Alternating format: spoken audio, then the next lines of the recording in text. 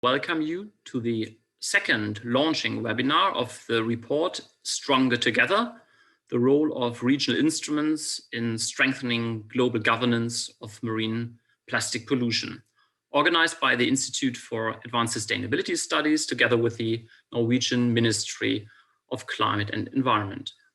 I'm saying the second launching webinar because this morning we already had a first round with different panelists in a different time zone, mainly with participants from Asia and the Pacific. And we are very pleased that you will join us for this webinar today at a later point of time during the day. This webinar will be recorded, so you will also have the opportunity to view the launch again on our website and the YouTube stream. My name is Sebastian Unger. I'm the head of Ocean Governance Research at the ISS, and I'm your moderator today. And we have organized this webinar together with the lead author of this report, Nicole Wienrich, and our colleague Laura Weyand, who is also one of the co-authors in this report.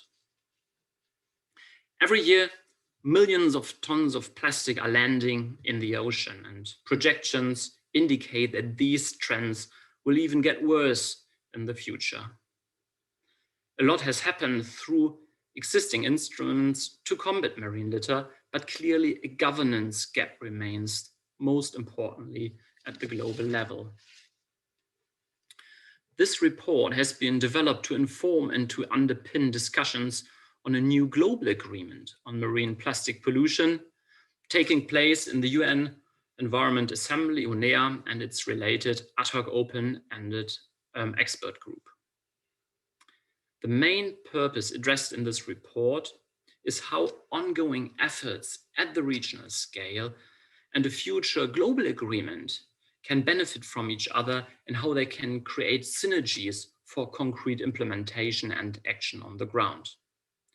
The discussion on this very topic was kicked off in 2019 at the Marine Regions Forum, which is a global dialogue platform that brought together in Berlin over 200 regional experts to discuss emerging and important challenges to regional ocean governance. And a dedicated session on marine litter started discussion on this topic with already strong engagement by the Norwegian government. We would like to thank the Norwegian government for supporting our research and carrying out this report.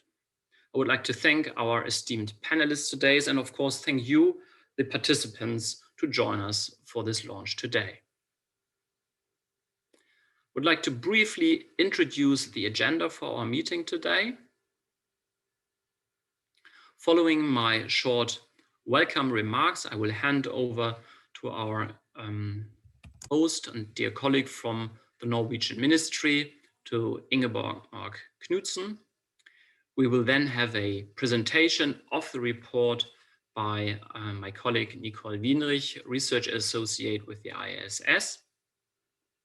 And we will then go into a moderated panel discussion, which will be kicked off by a setting the scene statement by Pernilla Arlin, head of section at the Swedish Ministry of the Environment. We'll then have an in-depth discussion with Lorna Innes, who is a principal coordinator of the UNEP Cartagena Convention Secretariat in the Caribbean. And then we'll be joined by Walter Schuld, who's Director of Environment and Sustainable Development at the Ministry of Foreign Relations and Mobility in Ecuador. And then we are closing up, hopefully not much later than in 1 hour. So without further ado, please welcome Ingeborg Knudsen on the stage for some introductory remark. Ingeborg, please, you have the floor. Thank you very much, Sebastian, and a very good morning and good afternoon to all colleagues. And a warm welcome, especially to our distinguished panelists joining us today. Let me also express my sincere gratitude to Nicole Wienrich and Sebastian Unger for their hard work in preparing this report and making this launch happen not only once, but twice today. At the first UNEA in 2014, countries recognized that marine plastic litter and microplastic is an emerging global problem that is negatively impacting our marine environment. And since then, we have worked systematically through the United Nations Environment Assembly to bring together the global community to discuss joint action to address this issue. As some of you might know, at UNEA 3 in 2017, the world agreed to a long-term vision to eliminate all discharge of plastic litter into the ocean. And at that same meeting, UNEP provided a report that showed that there are significant gaps in the current global governance structure. In response to this, the ad hoc open-ended expert group, also known as the AHEG, was created to identify options for further work by UNEA. This group has met 4 times and completed their work last November and has now sent off their report for further consideration by UNEA 5. So over the past years, we have taken measures to address these issues of governance on a global level. Norway believes that a new global agreement addressing this issue in a comprehensive manner, including both the land and sea-based sources, will be the most effective global response. And we're very encouraged to see now the growing levels of support in favor of a new global agreement expressed at many political meetings last year and also in the expert group. In the UNEA resolutions, we have recognized the key role of regions in a new global governance structure and pointed to the many regional action plans that have already been created. We need to strengthen the regional level. This is a statement that was given by many delegations in the meetings of the ad hoc open-ended expert group when we were discussing a new global governance architecture to prevent and reduce marine plastic pollution of our oceans. Marine litter is indeed a global problem, but the solutions have to be appropriate to the different regional and local realities. And thus, as a contribution to this policy discussion, Norway has been supporting a number of various assessments exploring the details of a new global agreement. And this is why we commissioned this report from the IISS Potsdam to get more meat on the bone of what the role of the region and the regional instruments could be in such a new agreement. So the report we have before us today will address these questions from both a top-down and a bottom-up approach. And I look forward to the presentation of the key findings and the recommendations for further action and the discussion among our panelists. Thank you for your attention. Thanks a lot, Ingeborg, for these very nice welcoming words and for setting the scene. And before I would like to hand over to Nicole Wienrich to introduce the report, also hello again to all participants, also those who were joining us over the course of this introductory statement. And I really would like to encourage everyone, if you have questions, to really drop them in the chat. We will closely monitor the chat and also will take up questions that come up, or if you have any comments or statements, please feel free to use this actively. Also, if you want to share with us any links to reports, etc., or other contributions that are linked to this topic. So without further ado, let's welcome Nicole on the stage for a presentation of the report. Nicole, you have the floor. Thank you very much, Sebastian. Just share my screen.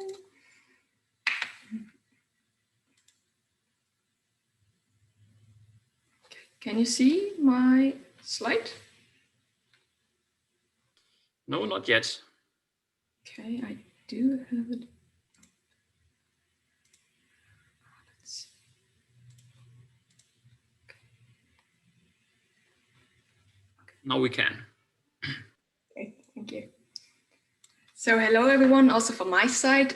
My name is Nicole Wienrich. I'm a research associate at the Institute for Advanced Sustainability Studies in Potsdam, Germany, and have authored the report Stronger Together, the Role of Regional Instruments in Strengthening Global Governance of Marine Plastic Pollution, together with my colleagues Laura Weyand and Sebastian Unger. In the next 50 minutes, it will be my pleasure to present to you some of the key findings of our report.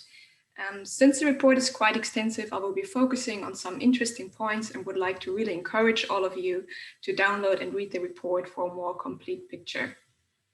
Also, Laura, Sebastian, and myself are happy to continue the discussion on this topic after this webinar, so please feel free to reach out and contact us if you want to discuss our findings in more depth. With our research, we aim to answer the question which role regional level governance plays as part of a multi-layered approach addressing marine plastic pollution. We looked at what regional organizations have achieved so far, conducted a case study on the regional governance of marine plastic pollution in the Mediterranean, and made recommendations on how the existing efforts can be leveraged, supported, and linked to a proposed new global agreement on marine plastic litter. The focus of our analysis was on 4 broad groups of regional instruments addressing marine plastic litter, being regional seas conventions and action plans, large marine ecosystem activities, regional economic organizations, and regional fisheries bodies. Of course, there are additional regional instruments which are relevant in combating marine plastic litter, including NGO initiatives, regional forums, science associations, river basin organizations, and initiatives engaged in curbing land-based pollution. Taking all of these into account was beyond the scope of our assessment, but we want to stress here that these, without a doubt, also have an important role and provide important contributions to this discussion. Now, here's a quick overview of our research process and methodology. We started out with the literature review in order to gain an up-to-date overview of the relevant regional instruments and their respective efforts in addressing marine plastic pollution. We then conducted an online survey and an online workshop with key stakeholders working within the framework of different regional organizations, as well as representatives of intergovernmental organizations, academia, and government. Both the survey and the workshop further substantiated our analysis and, very importantly, added practical insights into the challenges and opportunities that are prevalent at the regional level when it comes to addressing marine plastic litter. Finally, we had the support of some excellent peer reviewers whose critical feedback and suggestions also helped us to shape and sharpen our assessment and recommendations. Now, what did we find out?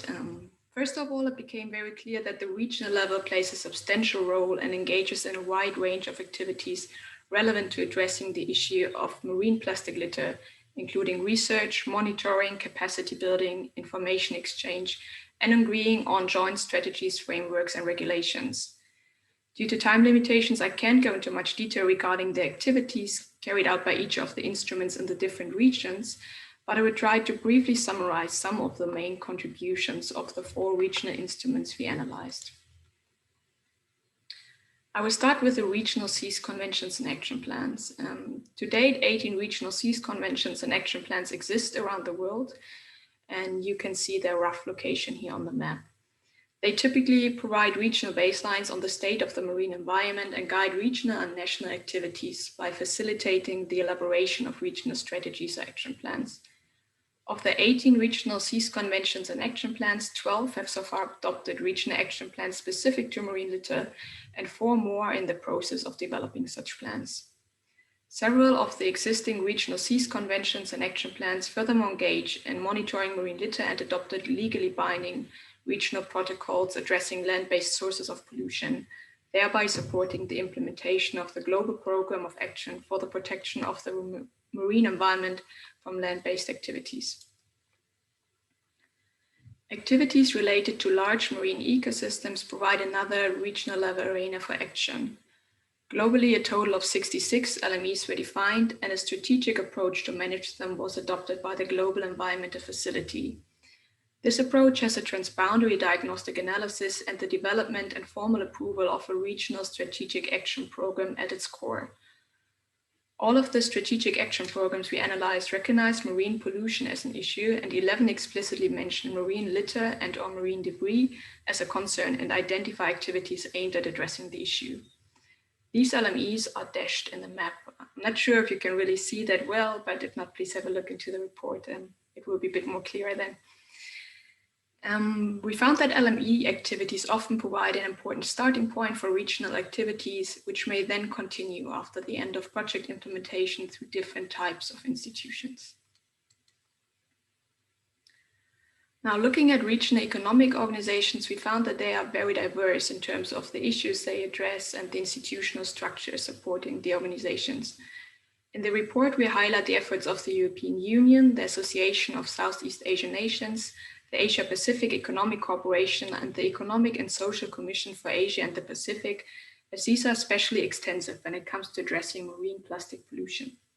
The EU, for example, addresses marine litter through a number of regulations and legally binding directives aimed at promoting a circular economy approach, including the Marine Strategy Framework Directive, the Directive on Single-Use Plastics, and the Port Reception Facilities Directive.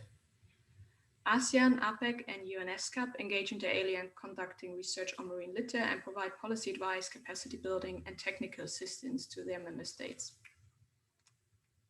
Last but not least, regional fishery bodies provide an essential mechanism to agree on and implement measures to address abandoned, lost, or otherwise discarded fishing gear. Relevant measures, which have already been introduced by some regional fisheries bodies, are, for example, related to the reporting of lost gear, the prohibition of intentional discards of fishing gear, the obligation to remove abandoned, lost, or otherwise discarded fishing gear, the introduction of gear marking systems, or the obligation to use biodegradable materials.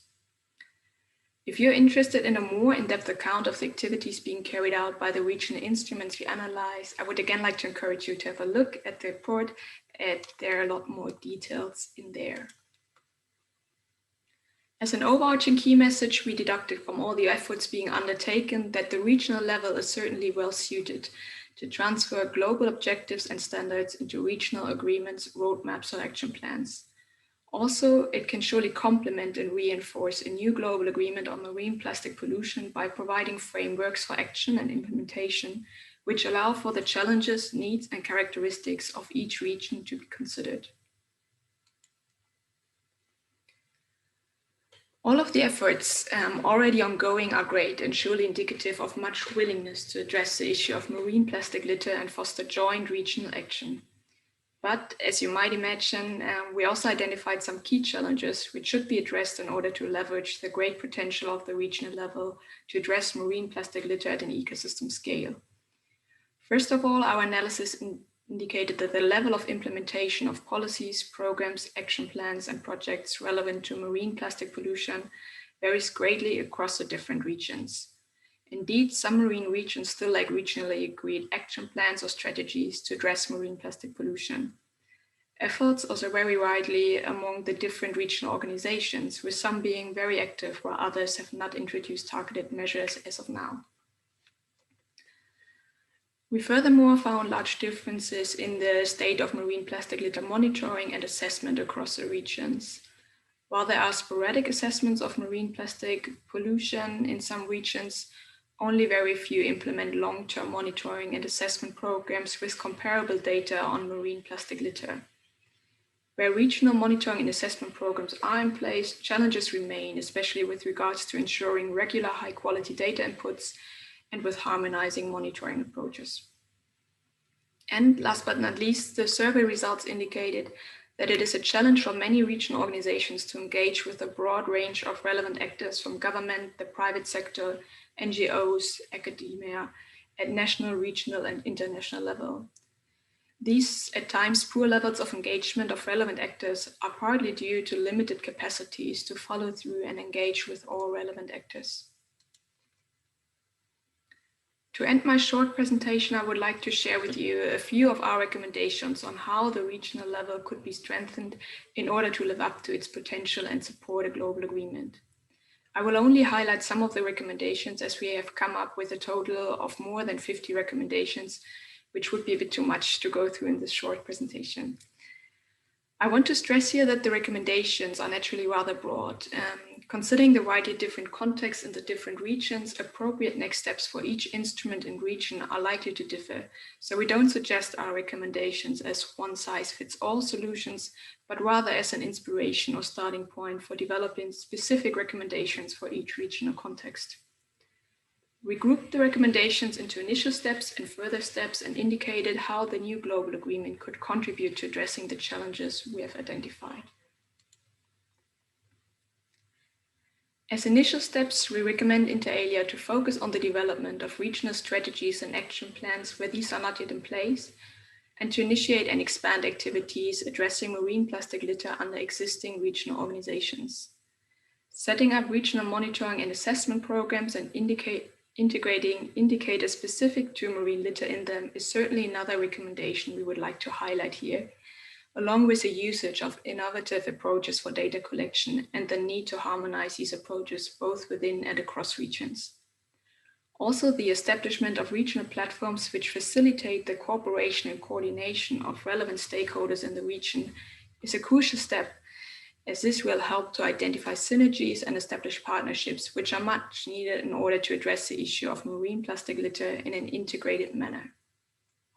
In this regard, we would like to highlight the need to strengthen cooperation and coordination with fisheries bodies, as these are highly relevant when it comes to adopting measures to address abandoned, lost, or otherwise discarded fishing gear, but can also be great allies with regards to monitoring marine plastic litter at sea. In the longer term, we recommend, for example, to focus on the enforcement of existing measures, the setting up of a system to assess the effectiveness of measures, and the setting of clear regional thresholds and targets. When it comes to the possible contribution of a new global agreement, we found a broad consensus among key stakeholders that it could strengthen regional efforts by providing an overarching comprehensive strategy, setting common objectives and minimum standards, and proposing shared indicators and assessment methodologies. A new global agreement would furthermore be well positioned to improve coordination and integration efforts among existing regional institutions and between global, regional, and national institutions by providing a central forum for coordinating across relevant levels and sectors. The facilitation or sharing of best practices and technologies, the provision of capacity building, training, and financial support, and the establishment of a joint international database and a related data management strategy are further possible elements of a new global agreement which would strengthen regional level activities. And with this, I reached the end of my time and of my presentation. I hope the presentation provided you with some interesting insights regarding the role of regional instruments in strengthening global governance of marine plastic pollution. Thank you very much for your attention. And as mentioned initially, please don't hesitate to reach out to Laura, Sebastian, and myself if you have further questions or would like to discuss our findings in more detail. Thank you so much, Nicole, for this very concise presentation. And as mentioned by Nicole, please feel free to contact us, but also feel free to use the chat and benefit from this discussion and the now following round with our experts and panelists from different institutions dealing with the issue of marine litter. And I'm very grateful to welcome now our next speaker, which is Pernilla Orlin. She is head of section at the Swedish Ministry of the Environment, and she will give us a little bit of a setting the scene statement for the start of our discussion round. And then we have two panelists that will join us, Lorna Innes from the Caribbean Environment Program, the Cartagena Convention, as well as Mr. Walter Schuld, who is the Director of Environment and Sustainable Development at the Ministry for Foreign Relation and Human Mobility of the Republic of Ecuador. And I'm welcoming all of you to our virtual podium now. Let's see if this works out technically.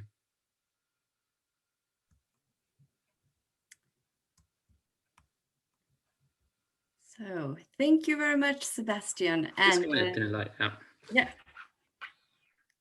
So am I unmuted? Yes. Please go ahead. We can hear you very well. Oh, lovely. Thank you. Well, thank you very much, Sebastian, and also for inviting me to this launch, and also good morning and good afternoon to all colleagues. Firstly, I would like to thank Norway for commissioning this report, and also congratulate the authors for this report, which we believe will be a most valuable contribution to the global policy discussion on joint efforts to address the issue of marine litter and microplastics. And I also would like to thank Nicole and Laura and Sebastian for organizing an excellent event.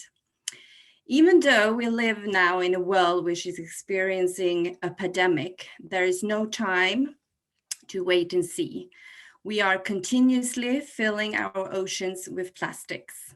Even the sea breeze that we breathe and the water that we drink contains very small particles of plastic. We do not yet know the full effects that plastic pollution will have on our planet, but we know more than enough to act quickly and decisively. This is an acute crisis that we need to address in a coordinated manner.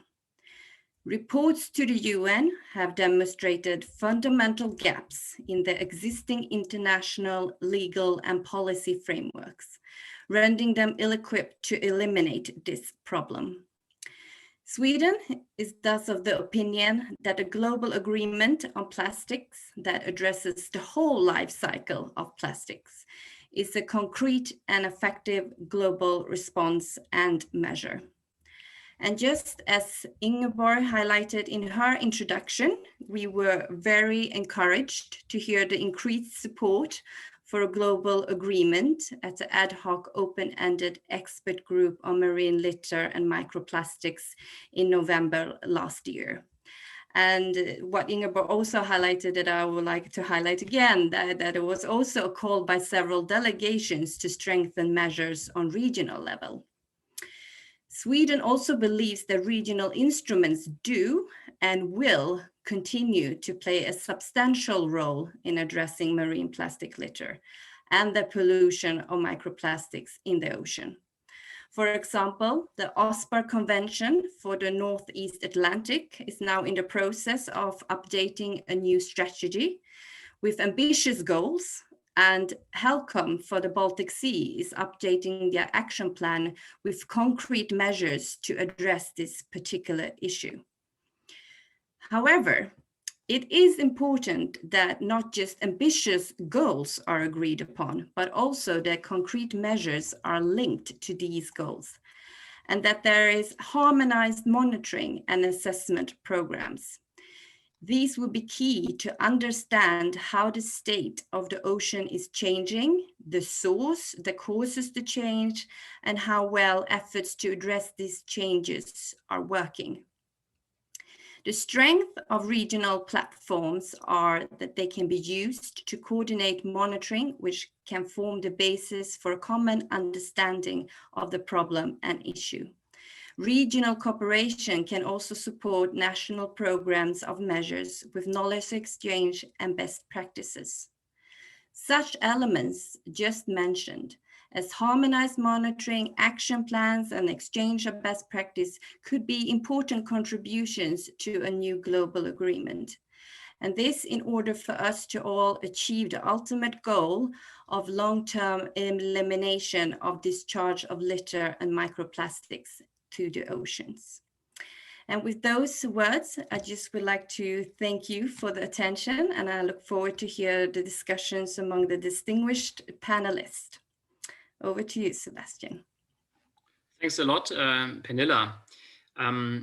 Lorna, we just have heard from Pernilla where she, and I think it was very interesting to hear also how the regional conventions in the Northeast Atlantic, OSPAR, and in the Baltic, HELCOM, how they are approaching marine litter, and what the contributions can be from regional cooperation. And you are heading since many years and have deep experience on regional cooperation, not only in the Caribbean region, but also worldwide. Please share with us where you really see the biggest achievements for regional cooperation when it comes to marine litter, but also where you see the gaps and where a new global agreement can really add benefit to what is there already. Thank you very much, Sebastian. Can you hear me okay? Very well, Lorna. Good, thank you. And let me add my appreciation for what I consider to be an excellent report, as well as a very well organized webinar today in order to launch the report. I believe that the report is going to be very helpful in helping us to identify some of the steps that we need to take in going forward, and in aligning the work that we do in the region with a proposed global agreement. Some of the achievements in the Caribbean, we have had our regional action plan on marine litter for quite some time. And we began working with, in the absence, shall we say, of a global agreement, legally binding agreement, we have our only regional agreement, the Protocol on Land-Based Sources of Marine Pollution. And we are using that platform in order to advance the work on marine litter in the region. Our Conference of Parties meeting is coming up, and we are proposing some amendments to that legally binding agreement. And of course, it would be right at the start where we are actually proposing a working group to begin discussing this process. However, the proposal for amendments does not yet include marine litter because, of course, there's no global agreement yet for going forward. What we have used so far is the global program of action, which was mentioned by the authors, and what we have done is to actually establish a regional partnership. We have the global partnership for marine litter, and we have established our regional partnership on marine litter, where we try to involve as many of the key actors in marine litter management in the region as possible. So we have set the stage, in my view, as best as we can without, in the absence of that global legally binding agreement. Now, what has this achieved for us? Many of the countries have phased out single-use plastics. However, again, because it's not non-binding, we see very high variation in how they have done it. So, for example, single-use plastic bags. One country might phase out single-use plastic bags with handles, which doesn't get us very far in the sense that you will just switch to a plastic bag without handles.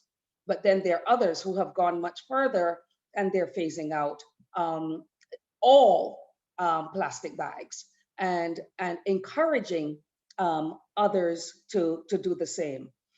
We are also seeing a widespread awareness across all publics, stakeholder groups, sectors of this issue, and people are talking about it, which is wonderful because this is new. When I say new, in the last few years, very relatively new.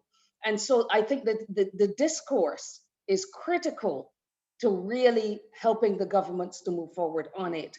Now we are seeing in 2021, the beginning of large regional projects to promote circularity. So we're moving slowly, but I've taken great note of the comments and recommendations made, and of Pernella's comments as well, regarding some of the steps that we need to take. And my concern is that we may be leaving out some of the crucial steps. Monitoring and assessment is always a challenge in the Caribbean. We're dealing with very small countries, small capacity, small economies, and monitoring and assessment needs to have a much higher priority.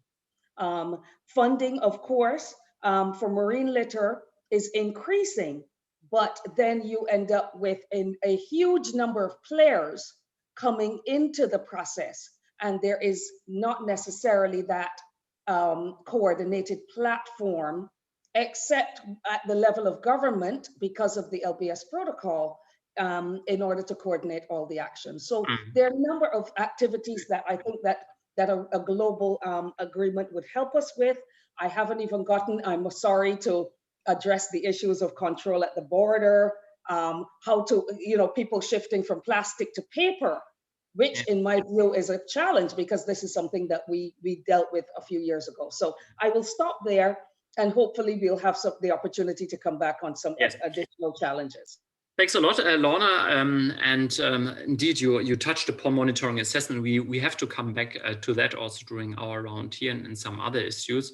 But I think it's very great how you sort of carried on from Pernilla and really sort of highlighted how the regional instruments and how the states are progressing on the one hand, but then also struggling with sort of the non-binding nature, also the uniformness of measures, sort of different approaches taken here and there. So definitely scope and room for improvement, and where a global agreement can really provide a strong added value. Walter, coming to you from what we have heard from Lorna and also from Pernilla on what the regional and the global level can achieve. At the end, it comes down to action at the national level and at the level of the stakeholders and sectors. And you, as a government representative, you have to deal with those sectoral interests, with your industry interests, and make sure now, also during the time of the global pandemic and the need to recover, that the economy is working and that you have the development perspectives. So from a view of a national administration, could you please share with us your thoughts around where you mostly benefit from a strong regional collaboration with your neighboring states? How also would the global agreement really complement, and where do you see from your own experience solutions emerging from these governance processes? Thank you very much, Sebastian, and very briefly to join others in congratulating SAS for the excellent report that is being launched today, and also to the government of Norway for supporting that research. I think that we have heard from the panelists clear signals of and evidence of that this will be a very important tool for the discussions and negotiations towards a global instrument. And I also like very much both the introduction and also Pernilla's approach about a combination between the bottom-up approach and a top-down approach, which is so much needed today. From our perspective, like you rightly said, it's very difficult, especially for ministries of foreign affairs. We don't have necessarily all the knowledge, technical knowledge, to address this issue, but we have to do some sort of a balance between the different interests from within our countries, but also to be able to articulate those positions abroad at the regional level and at the international level with interests and positions from different countries. So it's a very delicate one. I came back to this position in the fall after having spent 5 years abroad, but I've been in the past also in this same position, and some of the challenges still remain the same. Fortunately, we do have some tools for regional cooperation in our regional organizations. In this case, we do have the 5 countries that are part of the Permanent Commission of the Southeast Pacific and the program, regional program for marine litter. We do have some very important tools that I would like to share, and those have produces some important results. First of all, in terms of the challenges of the threats, we have pretty much the same ones as in other regions, and it's shown in the report about the different sources, especially from land-based and sea-based sources, and also by direct dumping into the ocean. And for that, we did adopted a plan of action for the protection of the environment that is already quite old. Is in 81, so around 40 years of that plan of action. But that with advantage, and I like the comparison that was done in the report. That is, we have the advantage about this plan of action being grounded in the legally binding instruments. We do have the Lima Agreement for the protection of the environment. We do have the protocol of the Southeast Pacific from land-based sources of pollution. But of course, that wasn't enough. And that's why in 2007, we adopted this regional program for integral management of marine litter. with very concrete actions, 7 objectives, 8-year programming for the implementation of the different actions under these objectives, and the main purpose of encouraging, facilitating, promoting regional cooperation to minimize the discharge of persistent solid residues from land-based and sea-based sources, but also to address some specific challenges from some of our countries.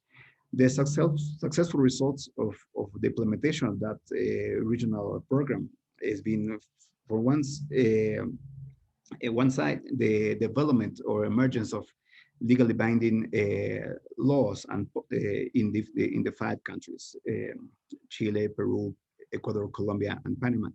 And also public policies. We have now a number of public policies that address very specific challenges, in some cases, as I said, with some national laws being developed and adopted in the recent years, including Ecuador last year about banning of single-use plastics. Also, the growing availability of scientific evidence and knowledge about the impact, the threats, the accumulation and the different types of sources of marine litter. And finally, perhaps another clear result, a positive result, a greater acknowledgement of the threat, of the gravity, of the urgency. I like the point that Tina raised about the crisis, the recognition of that we are in the crisis, especially with the impact that the pandemic had in the use of plastics in terms of consumption and production. And this recognition has also facilitated and encouraged the engagement of civil society, individual citizens in addressing this issue, which is key when you talk about the 4 components about the multi-stakeholder engagement, especially younger generations, but civil society organizations and other sectors, organizations as well, have become more aware and open to address this issue in a cooperative manner with the states. This regional program has provided the basis for around 80 projects or initiatives within the different countries, the 5 countries that form part of the regional program. But we also have identified some challenges, gaps. Perhaps I will address those in the second part. That has to do also with the need to update the objectives, the baseline, the capacity to monitor, the sources of funding for the implementation or technology support as well for the implementation of some of the objectives and concrete actions that were established in 2007. So perhaps I'll stop here, but perhaps the good lessons learned from this workshop that we have had, the webinars in the past 2 years, have been a clear recognition of the political will of the different governments to strengthen the tools that we have, the legal frameworks at the regional level, but also to do that not only to contribute to our regional capacities, but also to be able to contribute and influence the development and the negotiations that are taking place at the global level. So we want to contribute and to have a both ways communication within what we're doing in the region and what is being developed and negotiated at the global level. Thank you. Thank you so much, Walter. I think this has been a very good sort of and comprehensive view on where the interests really lie for you as a state to engage in this important discussion. And I think this leads us very nicely back to the question what the global agreement can really deliver. And I'm looking again into my corner on the top left to Pernilla, and would like to ask Pernilla, perhaps having heard what Walter sort of told us about the needs from a state perspective, could you please perhaps complement a little bit more to what you said in the beginning about the needs for a global agreement? What could be really from your perspective, the key added values? And we had one question in the chat, which you might be able to touch upon, is on from a colleague from the NABU, the German BirdLife partner, on the question sort of linked to the EU is currently discussing in the Single-Use Plastic Directive, the extended producer responsibility. That's something that is not very close to what we discuss traditionally in ocean governance, but when it comes to marine litter, it's definitely one of the issues that such a complex agreement will have to deal with. Perhaps if you could try to also shed a little bit light on how these different regulatory areas could be sort of brought together, that would be great. Thank you. I will try to do my best, and it's a very good question. EPR is a very interesting tool, and in Sweden, of course, we have used it in different ways. For example, we have one of the world's most modern and efficient sorting facility with a capacity to sort all plastic waste produced in Sweden. And that particular waste or sorting facility is actually financed by producers and under EPR for packaging.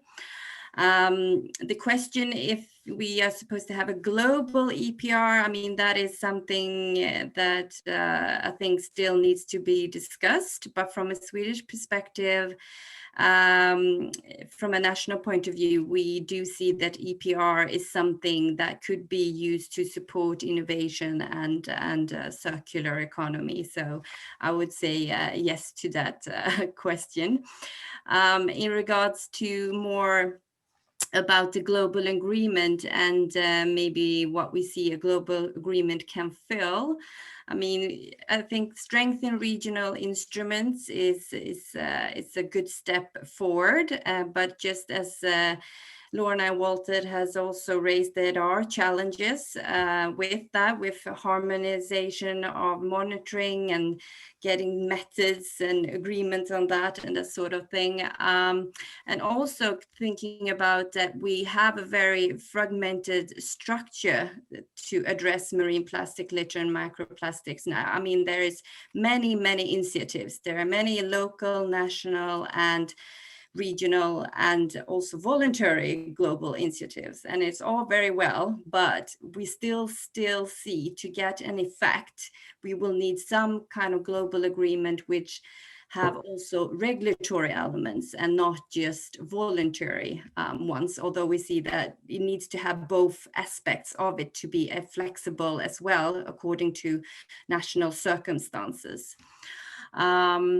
And the most important thing as well, I think I did say also in my statement about that we see that the global agreement needs to also address the whole life cycle of plastics. And what, from our point of view, from the Swedish point of view, what we mean by that is it's not supposed to be just about waste management.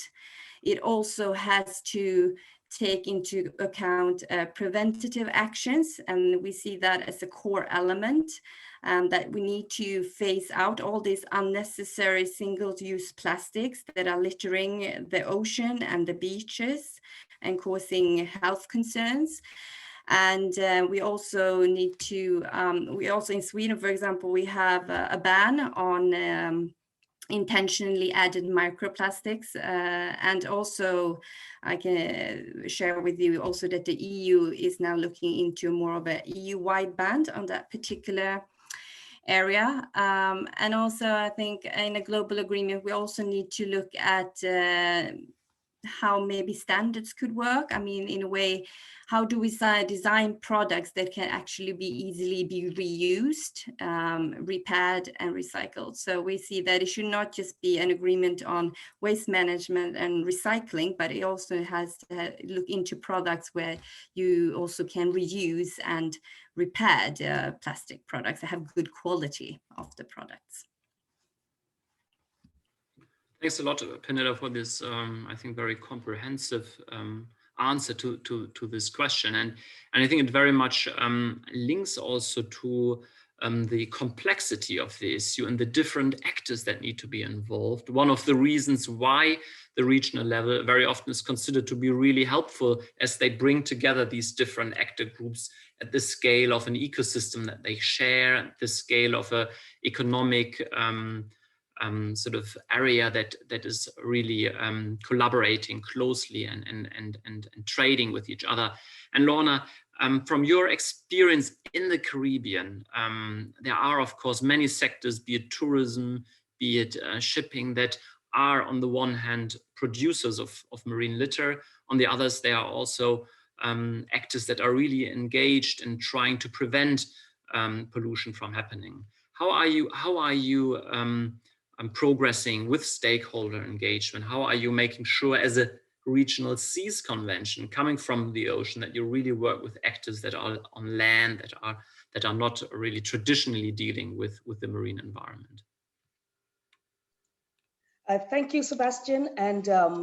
And the stakeholder engagement, what I would call network, is always difficult because it requires significant capacity to keep it going. We have a plethora of partnerships, MOUs, but one of the things that we've done in the region is to address the issue of entire ocean governance through what Nicole had mentioned, the connection between the regional seas programs, the large marine ecosystem for the Caribbean, the regional economic organization, which is, I gather, just about to join our governance mechanism, and the regional fisheries bodies. We have an interim coordination mechanism in the region that has been really helping us to begin to gel some of these activities together.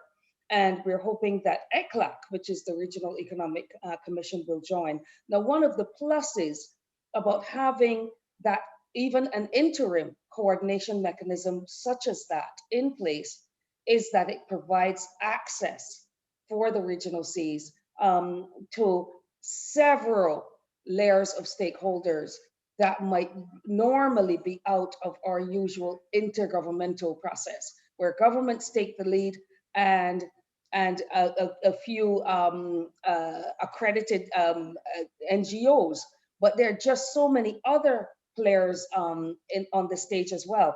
When we look at the regional fisheries bodies, there are 3 that are included in that coordination mechanism. So when we are developing a project looking at lost and abandoned fishing gear, for example, then we already have our partnerships in place in order to ensure delivery. However, again, I would stress on the issue of monitoring and assessment.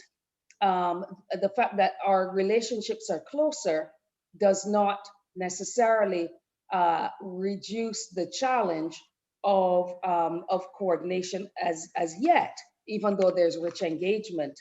And so again, the legality of a global agreement and seeing exactly what is necessary across the board in terms of assessment methodologies, technologies, thresholds and targets, goals, measures, these set the stage for the widespread engagement that occurs. And what we're trying to do more and more is, when we set up a program or a project at the regional scale, that as many actors as possible within tourism, within shipping, within fishing, and marine energy, and other, especially the economic initiatives at the level of the private sector, we want to make sure that they are part of the discussion, and that they can also, they would not just be contributing to the development of the program, but they understand very clearly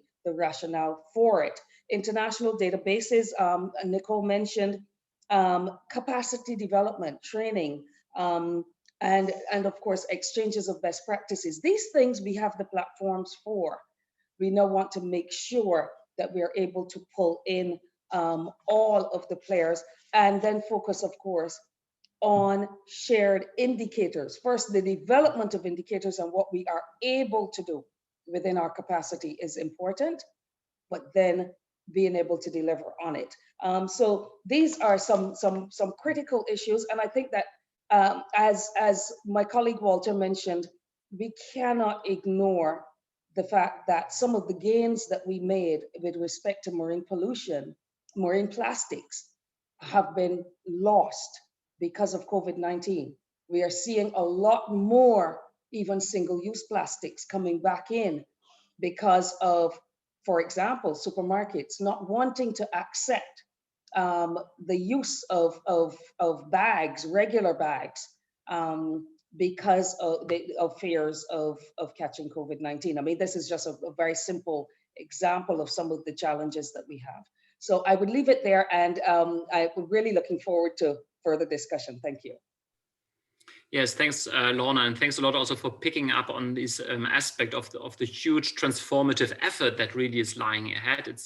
It's really requires a fundamental shift in how goods are produced and how consumption patterns are taking shape. And this is, of course, all now at risk during this pandemic, but it also provides the opportunity to build back differently. And Walter, I really wanted to come back to this very aspect of implementation. And we heard how different implementation is by member states. And this is, of course, one of the key issues also for industry. And could you perhaps share with us how the new agreement could really help member states also to move to a more sort of uniform approach, and how this can really also help to get the industry sector engaged in this process?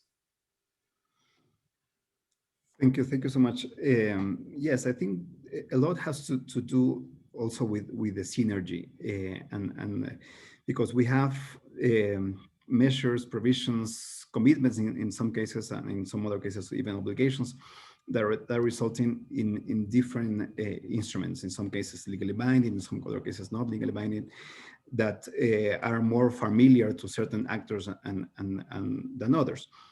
I would say, for instance, some industrial actors, sectors, representatives from more that are more related to the shipping, transportation industry are more familiar to the obligations resulting from MARPOL convention. Others in terms of the fisheries sector are more related, are familiar and even open to the implementation, to adopt themselves to the implementation of measures resulting from the fisheries organizations. And if provisions come also from that side, perhaps they will be more open to implement and adopt.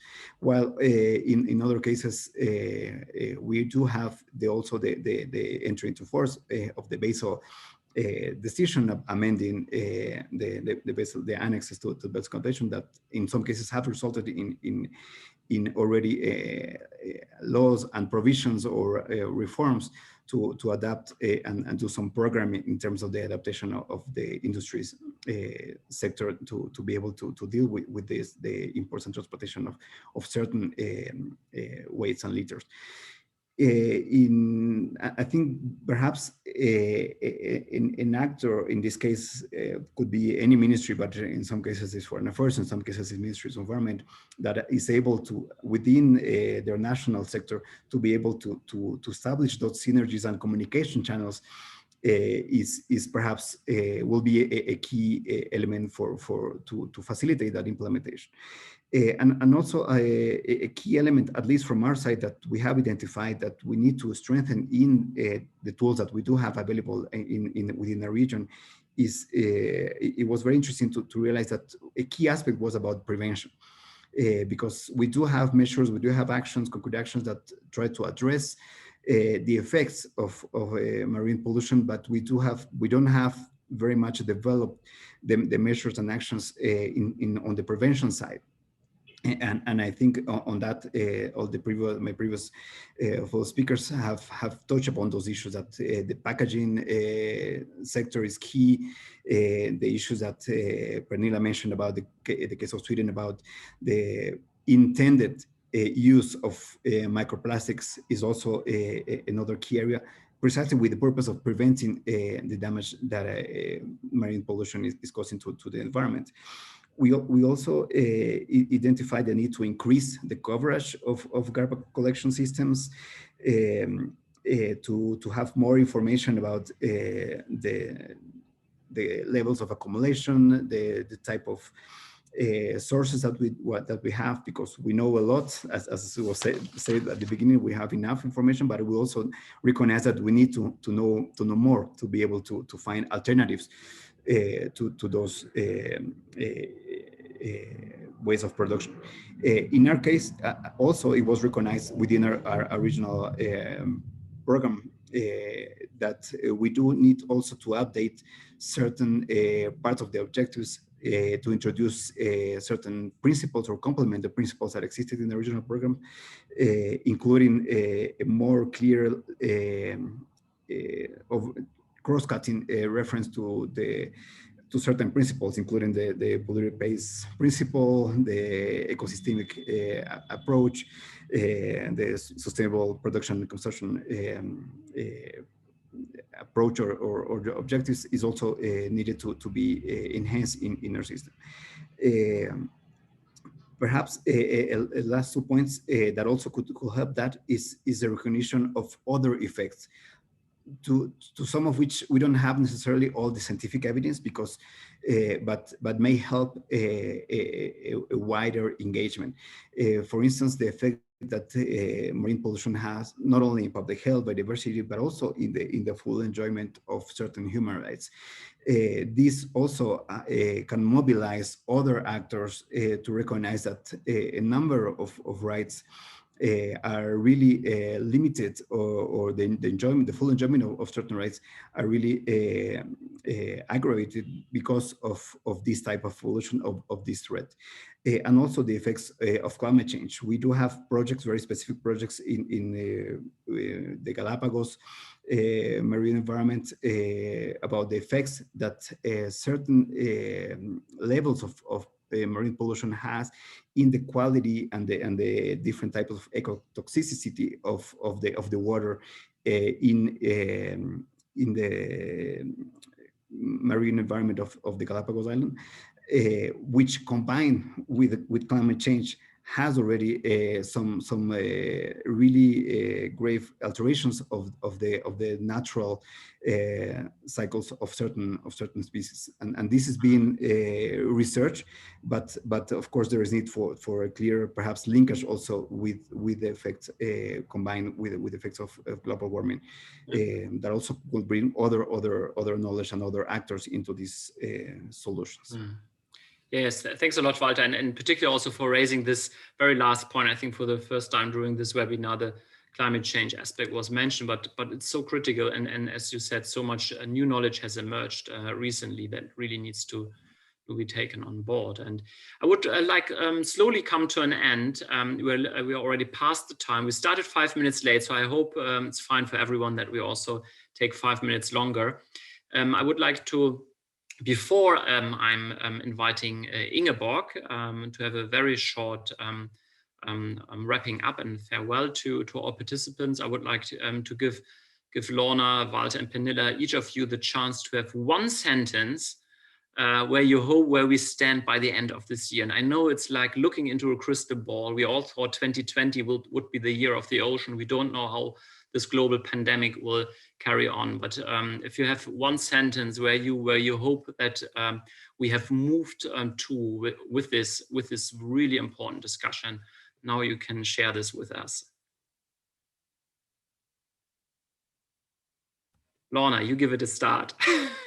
Okay, I wasn't sure who should be going first. I don't think that we aren't going to have a global agreement, even if it is agreed among countries. So therefore, we need at the regional level to begin to consolidate on some of the work that we've already done, and to use the report, this excellent report that is so clearly lays out what is needed, along with the recommendations from this webinar, to take the work forward in the region. Thank you.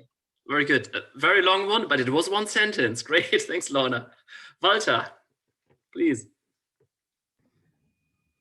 Thank you. I would say that we need to be informed and to be better prepared and to be ready to take action from the region to the global and from the global to the regional level.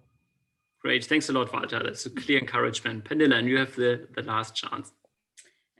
Thank you. I might be a little bit more optimistic. So I'm hoping that we are starting negotiations on a global agreement. But just as Lorna said, in the meantime, please continue with the work on a regional level and strengthen it. And then we will align it with the global level as well and with the national one. Thanks a lot, and thanks for these nice closing words. I think it very much underlines also what we intended to say with this report. It's really stronger together, and there's no time to be wasted and to be waited, but really urgent effort to progress on all different fronts and levels. With that, I'm closing this panel discussion. Thank you so much. A round of virtual applause for our dear panelists, and I would like to hand over to Ingeborg for some very brief closing remarks, and thanks to all participants for staying with us a bit longer. Thank you very much, Sebastian, and a huge thank to the panelists for sharing their experiences and insights and thoughts on how this report can be useful for the work that is to be done on a national, on a regional, and on a global level. And as Nicole mentioned, the report includes some 50 recommendations. There's a lot of work to be done, and I hope that this will pave the way for an even more detailed discussion on how we can address these various steps in the short, medium, and long term. So with that, I would like to thank you very much for joining us today. And again, a huge thanks to colleagues at the IISS Potsdam for organizing this, and have an excellent day and evening. Thank you very much. Bye-bye. Bye-bye, everyone. Stay healthy and goodbye.